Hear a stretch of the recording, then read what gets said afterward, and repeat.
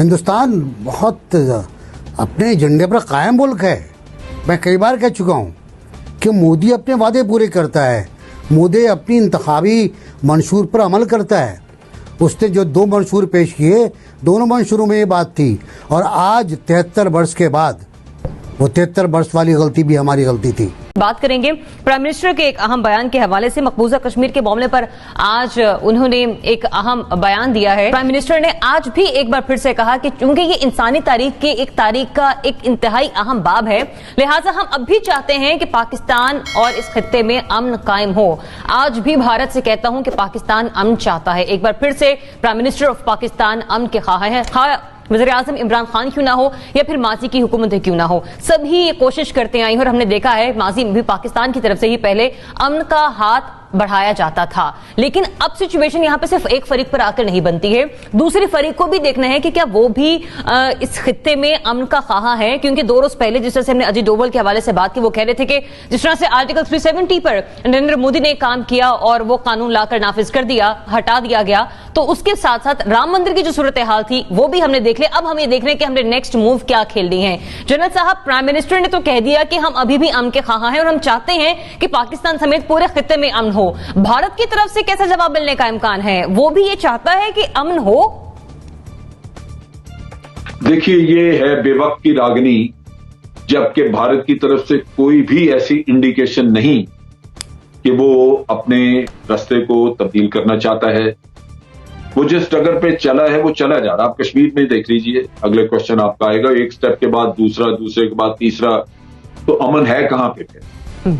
अमन का तो ये रास्ता नहीं है कि भारत एक तरफा एक कदम उठाता चला जाए और हम उसको अमन की रागनी सुनाएं और तवक्को ये करें कि हमारे कहने पे वो अमन ले आएगा। वो तो नहीं होगा। अगर एक मुल्क अपनी एक स्ट्रेटजी लेके अपने मकासद को पूरा करने के लिए आगे बढ़ रहा है और वो मकासद सारे आपके मफादात के खिलाफ हैं, तो फिर अमन की बात करना तो बिल्कुल बेकार है। एक ऐसा मुल्क जो आपके साथ एक क्रिकेट मैच तक नहीं खेलता, उससे आप क्या तवक्को कर रहे हैं? अमन तो बात की बात है, चलिए पहले स्पोर्ट्स की फील्ड में ही आप एक दूसरे के सामने नजर आए, वो तक तो है नहीं। तो मैं समझता हूं कि ये इस तरह की बेतुकी और आउट ऑफ द प्लेस बातें करना, इनसे कुछ हल नहीं होता, कोई इनसे फायदा नहीं होता, आपको मिलता कुछ नहीं। अभी जब आप ये पहले ये रागनी हम सुना करते थे कि जी हम बातचीत के लिए तैयार हैं। भाई आप तैयार हैं तो दूसरी साइड तो आपको बात करने के लिए नजदीक नहीं आने दे रही, तो आप बात के लिए तैयार क्या है? वो हमें कश्मीर से, मुझे याद है कि मुझे इवन बाकी तो छोड़े, अली गिलानी साहब ने प्रोग्राम में मेरे साथ बात की तो उन्होंने मुझे कहा जी कि आप क्या रोज बात करते रहते हैं कि हम बात करने के लिए तैयार हैं, आप यूं लगता है जैसे आप इनकी मेहनत कर रहे हैं, आप क्यों नहीं अपने आप को मजबूत बना के बात करते हैं?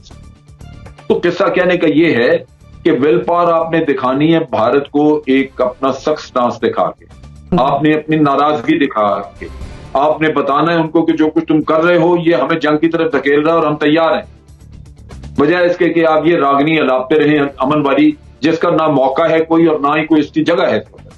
तो मेरा ख्याल है कि ये बिल्कुल बेकार सी बात है, इस पे बात इंसान क्या करे।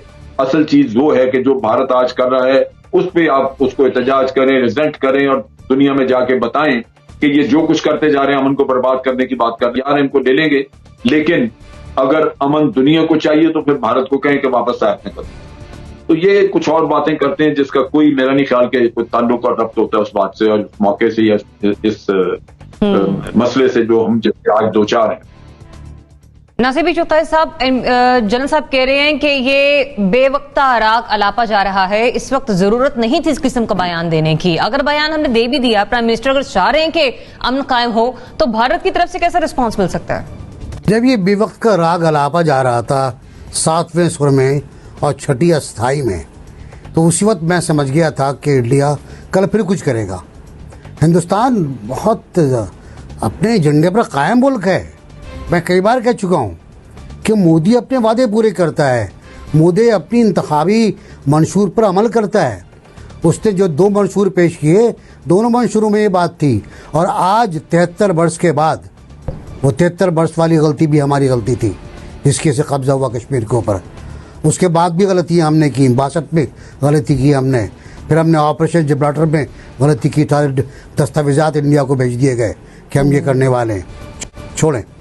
तो आज 73 साल के बाद जब हम जो हमें सिया बना रहे थे, हमने जा रहा है दस्तूर पर 5 मिनट का ब्लैकआउट किया था। कराची में तो ब्लैकआउट रहता ही है। तो हिंदुस्तान एक नया नोटिफिकेशन जारी कर रहा था, और वो नोटिफिकेशन ये था कि अब मकबूजा कश्मीर में जायदाद खरीदने के लिए 10 साल का डोमिसाइल ज़रूरी नहीं है।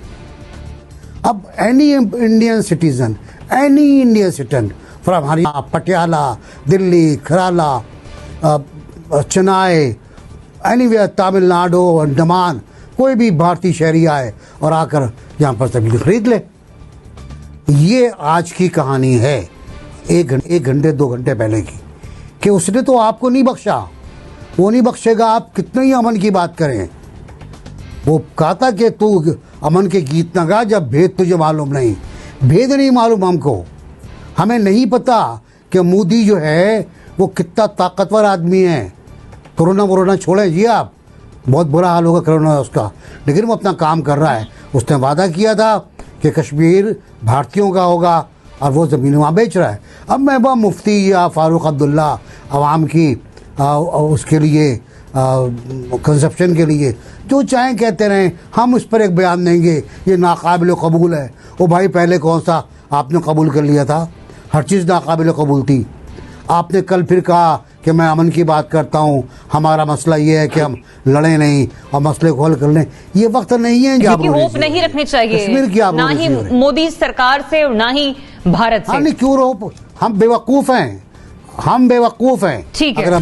जुनेरा, क्या मैसेज हमें देना चाहिए? लेकिन अगर हमारी तरफ से ये मैसेज जा रहा है कि हम अभी भी अमन चाहते हैं, तो क्या रिस्पॉन्स मिल सकता है हमें? बेइज्जती होगी इंटरनेशनली, सारे पाकिस्तानियों की बेइज्जती हो रही है। आई वुड से बड़ी इंसल्टिंग। नहीं पता, this was totally uncalled for. किस माइंडसेट में वजीर आजम ने ये बात कही है? थोड़े दिन पहले ही हमारे वो जो मोईद यूसुफ हैं, उन्होंने बड़ा एक अच्छा मशरूत सा पैकेज दिया जिसमें कुछ डिग्निटी नजर आई हमें, कि आपने भी ऐसी बात की है उनके साथ जिसमें आप डिफेंसिव पे नहीं हैं। हम हमेशा डिफेंसिव पे होते हैं। I don't understand why. ये बात तो समझ में आती है कि हमारी जो मिलिट्री डॉक्ट्रीन है दैट इज डिफेंसिव ऑफेंसिव, लेकिन वो मिलिट्री माइंडसेट की बात है। वो बेहतर समझते हैं कि उन्होंने उसको अप्रोच कैसे करना है। पॉलिटिकल माइंडसेट तो आपको हमेशा ऑफेंसिव रखना चाहिए ऐसे रूथलेस दुश्मन के खिलाफ जो ना बच्चों की कोई कदर करता है, ना वो बूढ़ों को देखता है, ना मस्जिदों को देखता है, ना मंदिरों को देखता है। वो हर चीज स्टेक पे लगाने को तैयार है। तो वो तो गैर इंसानी फेल करने वाले लोग हैं। आप किस तरह उनको रोज अमन की बात कर रहे हैं? उनको तो ईंट का जवाब पत्थर से देना चाहिए। सो मेरे ख्याल है इससे बहुत जज्बात मजरूह हुए, पाकिस्तानियों के भी, कश्मीरियों के भी। और आई डोंट नो कितनी अंडरस्टैंडिंग है प्राइम मिनिस्टर को इस बात की कि ये उन्होंने बहुत अनकॉल्ड फॉर बात की है। मेरे लिए तो आज कम से कम ये एक बॉम्ब ही ड्रॉप किया है प्राइम मिनिस्टर ने। उसकी ये वजह नहीं कि मैं अमन की ख्वाहिश के खिलाफ हूँ, बल्कि उसकी वजह यह है कि 4 दिन पहले मेरी फ़ोन पे बात हुई जब शाह महमूद कुरैशी साहब से, और मैंने उनसे यही क्वेश्चन किया कि कोई ऐसी विंडो है जिस पे पाकिस्तान और इंडिया के मुज़ाकरात शुरू हो सकें, या कोई बैकडोर डिप्लोमेसी आप कर रहे हों। तो उन्होंने बड़ा वाज़ेह और बड़े पुरजोश अंदाज में बताया कि इंडिया ने किया क्या है, यानी जो कश्मीर में उसने कर दिया है, उसके बाद हमारे पास कौन सी विंडो ऐसी रह जाती है जिसको हम बीच में ला के उन्हें टॉक्स ऑफ़र करें। और ये पॉइंटलेस होगा इस मौके पे कोई भी इस तरह की ऑफ़र करना। ये वाज़ेह अल्फाज में 4 दिन पहले फ़ोन पे मेरे साथ बात करते हुए उन्होंने फरमाया, जिसके बाद मुझे यकीन हो गया कि ये जो मामला पाकिस्तान और इंडिया के दरमियान चल रहे हैं ये ऐसे ही रहेंगे। लेकिन आज सडनली फॉरेन मिनिस्टर कुछ कह रहे थे और सडनली इमरान खान साहब ने एक अमन की ख्वाहिश का इजहार कर दिया, जिससे और उस दिन किया जिस दिन यौम सियाबी मनाया जा रहा है। तो वही टाइमिंग का, बिल्कुल उन्हें टाइमलीनेस का कुछ पता नहीं है प्राइम मिनिस्टर साहब को।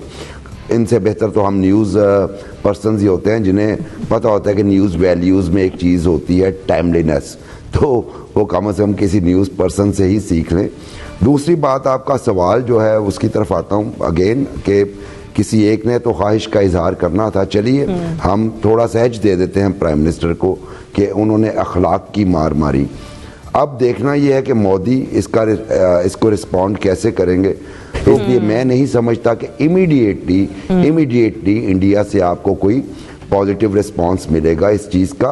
अलबत्ता ये है कि हम ये अपनी ऑफ़र लेके अपने दिल में मज़ीद हसरतें भर कर रह जाएंगे।